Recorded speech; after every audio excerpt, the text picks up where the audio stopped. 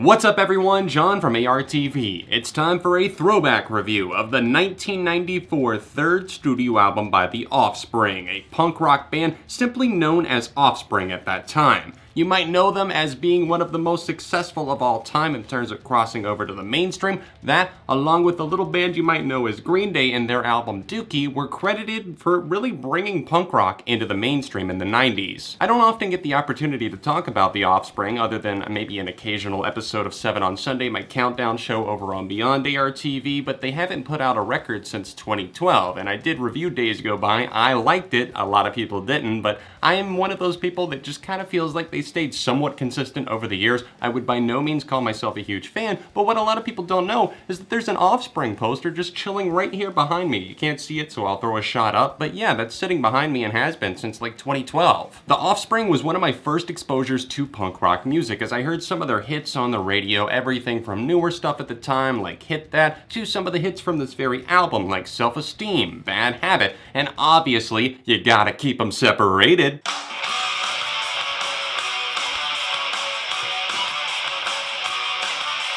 As the years would pass by and I would collect more and more songs from the radio that I would record to cassette tapes, I know, very old school technology, I decided that, maybe eventually I should check out more by The Offspring. And then I had a chance of fate. I was kind of not really friends with this guy in class, but I was kind of friends, you know what I'm saying? We would hang out sometimes, and I would spend the night at his house occasionally, and we would hang out, play video games, listen to music, and he actually had his stepdad that was really into bands like Metallica, The Offspring, Slayer, and other more modern rock bands as well. But The Offspring was one that this guy in my class was super into, and he was like, you gotta check out these records, and he let me borrow Ixnay on the Hombre, and then obviously this album Smash as well. And Smash is the one that I truly connected with and I would just listen to over and over again. I remember when I first got my license, I would drive around to some of these tracks like Bad Habit, which is about road rage in a way, and I realized looking back, if my parents had ever known that I was driving around to that, they probably would have taken my car away. Anger, addiction, even politics fuels this record, a punk rock band that was pissed off, young, and just looking for answers. And this album wasn't out to really provide you with the answers.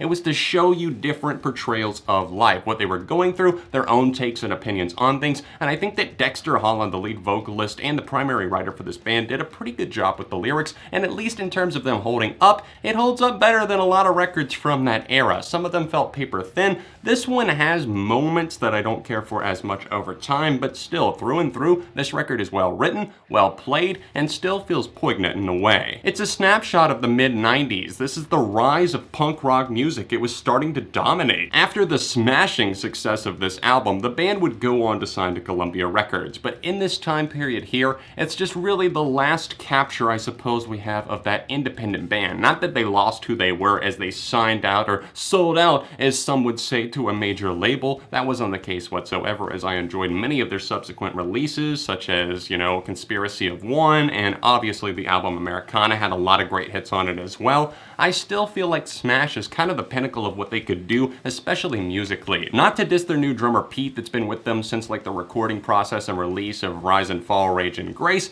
but still, I really felt like Ron Welty, the original drummer, just truly got it done behind the kit. Many of the tracks on this record just feel so angry and intense because of the way that he plays. His style drives many of these moments, like the second cut right after the intro that's just spoken, telling you that it's time to relax, and then you go into Nitro Youth Energy, and that one is fueled by that, a great hook, and some propelling guitars as well that I truly can still sink my teeth into. The band were really in a good place between writing some catchy leaning songs, but also ones that stayed true to their punk roots. For example, the single Gotta Get Away is one that I'm sure won them over plenty of new fans because it does have that not pop appeal, but something that's maybe a little bit more accessible. I don't think it's them whoring themselves out for a hit by any means. In fact, this is a track that is still rooted in what the band was all about, but this track also has a little bit of a vulnerable side as well, as really the narrator here is just really propelling the story of I've got to get away and dealing with his own mental sanity, whether it be because of alcohol abuse or drugs or a relationship, whatever it might have been. This record deals with so many vices in an upbeat way at times that on a track like Gotta Get Away, you can also hear those darker tendencies creeping in. Some of the riffs here are very delectable and monstrous. For example, I love Bad Habit. I already mentioned that was my driving song for the longest time, and it does have a lot of anger packed in. And we also have the short, like just over a minute track So Alone, which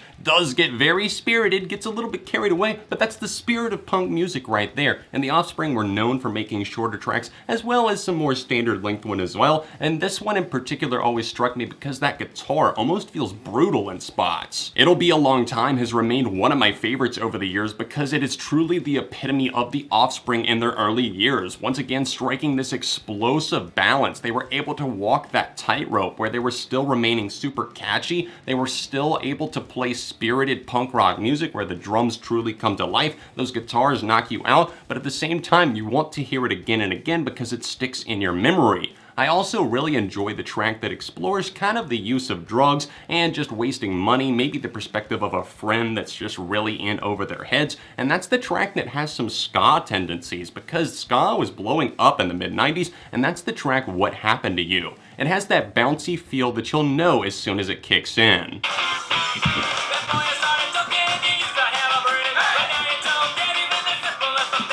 We of course have to talk about the singles on this record, the biggest ones that is, but first let me talk about a few of the tracks that I just don't like as much, ones that haven't stood the test of time. The first of those being the next to last tune here, it's called Not the One.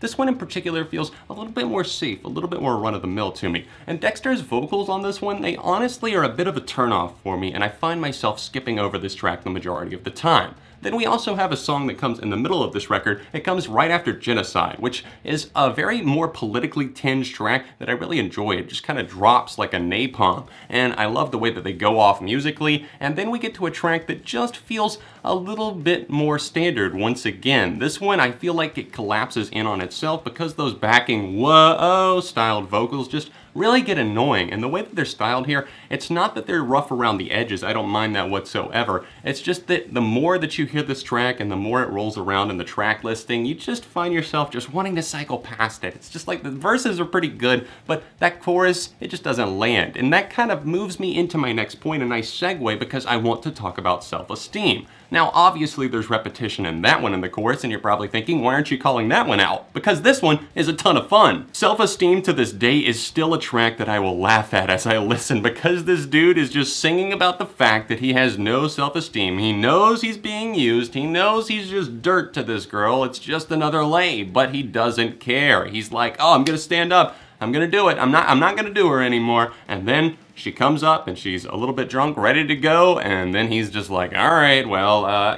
maybe one more time. What's one more time gonna hurt, right? Especially when you've got no self-esteem. This track is, of course, one of the first that I ever heard, one of my first Offspring songs, and it's always stood with me over time because it's so fun, like I said. It just kind of reinvigorates itself over time, and it just kind of has a quality to it that makes it kind of transcend the 90s in a way. Yes, it's very much a 90s song, but it's one of those ones that you just want to hold on to, and it's like eventually maybe you'll pass this on to your kids someday. Come Out and Play, the other big single that I wanted to talk about, probably has the most fun and spry bass line and just a guitar groove, and even the vocals, the lyrics, everything on the album. It's immensely catchy. It's very upfront about what it wants to be, and it wants you to literally come out and play, sing along, dance your ass off. I saw this live and I had a blast. The closing track, Smash, is fantastic as well. One of the best choruses unexpectedly on the entire album. I've noticed that more and more over the years, and I'm like truly caught off guard each time the album starts to come to a close, and I forget about it because it comes right after Not the One, which obviously is one of my least favorites, but Smash, the track, truly really has a nice build to it. It has a great chorus, and it finishes off this record strong, and obviously you want to stick around for that Come Out and Play, Keep 'Em Separated, little acoustic thing that they do towards the end as this track fades out. Smash might not be one of those records that's in my top 100 favorite albums of all time or anything, but but I do have a very special place in my heart for it. It's a great listen, it's a lot of fun, so much energy here, and while some of it might feel formulaic or too basic for a lot of fans, I think a lot of people who enjoy rock and energy are going to love this record if you've never heard it before, if you've never heard it in full, and if you just want to check out more 90s music. If you're looking to get into it, I would say this is a great starting point.